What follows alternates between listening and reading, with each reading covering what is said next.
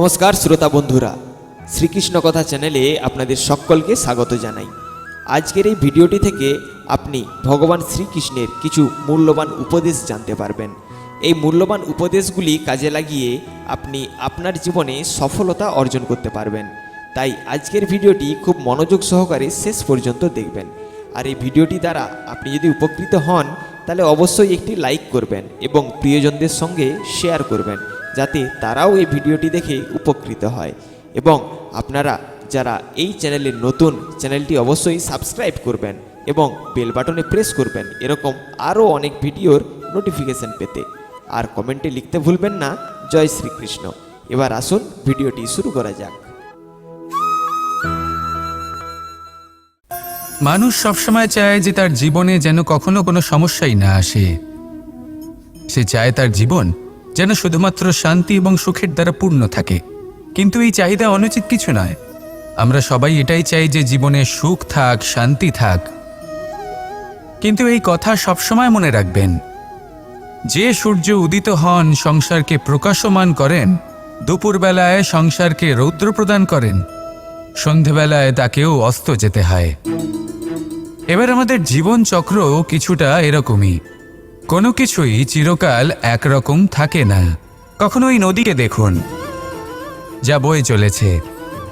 এই নদী যা বয়ে চলেছে তার পথেও অনেক বিপদ আসে। বড় বড় পাথরের সম্মুখীন হয়ে তাকেও সামনে এগিয়ে যেতে হয়। একটি পুকুর যা চারদিক থেকে ঘেরা, তার জীবনে কিন্তু কোনো সমস্যা নেই। কিন্তু এই সংসারে পুকুরের পুজো করা হয় না, পুজো করা হয় নদীকে। মনে রাখবেন, সমস্যার ঊর্ধ্বে তিনি উঠতে পারেন যিনি সমাধি লাভ করেছেন, যিনি এই সংসারেই নেই। যিনি এই সংসারে আছেন এবং জীবিত আছেন, তার জীবনের সমস্যা হলো শ্বাসবায়ুর মতোই গুরুত্বপূর্ণ। আসুন আমার সাথে ভালোবেসে বলুন, রাধা রাধা।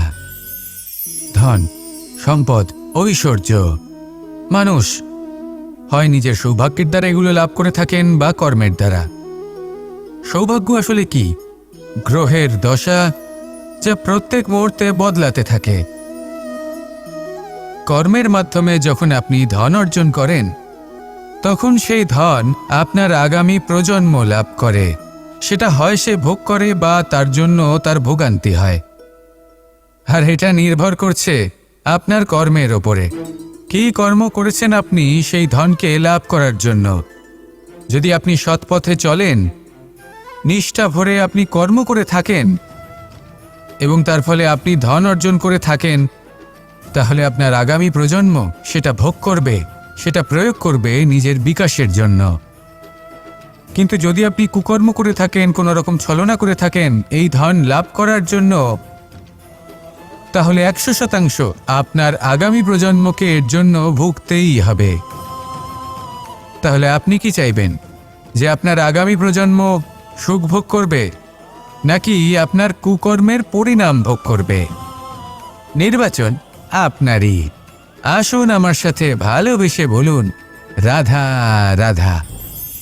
এই সংসারে যখনই কোনো সমস্যা আসে, তখন আমরা আমাদের সব থেকে বড় সম্বলের কাছে আশ্রয় খুঁজি, তা হলো আমাদের বিশ্বাস।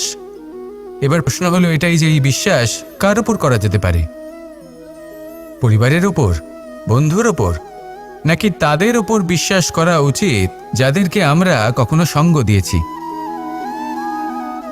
দেখুন, এই সংসারে বিপদের সম্মুখীন হলে কে আপনাকে সাহায্য করবে সেটা নির্বাচন করা আপনার হাতে নেই।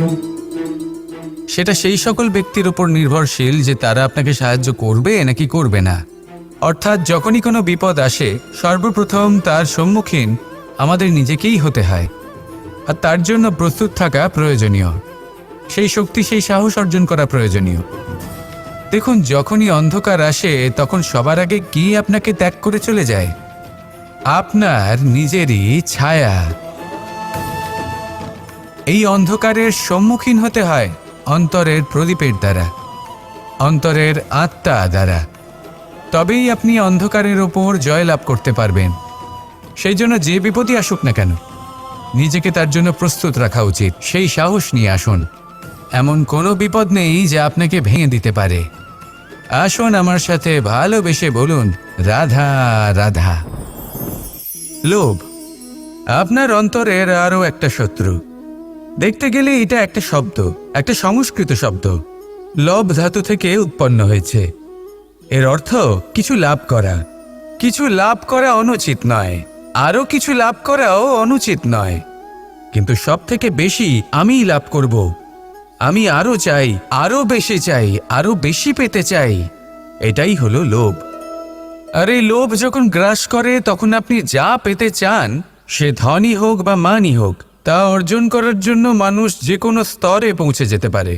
যদি মানুষ ধন অর্জন করতে চান তাহলে তার জন্য তারা অধর্মের পথেও চলতে পারেন। যদি সম্মান অর্জন করতে চান তাহলে অন্য মানুষকে ছোটও করতে পারেন।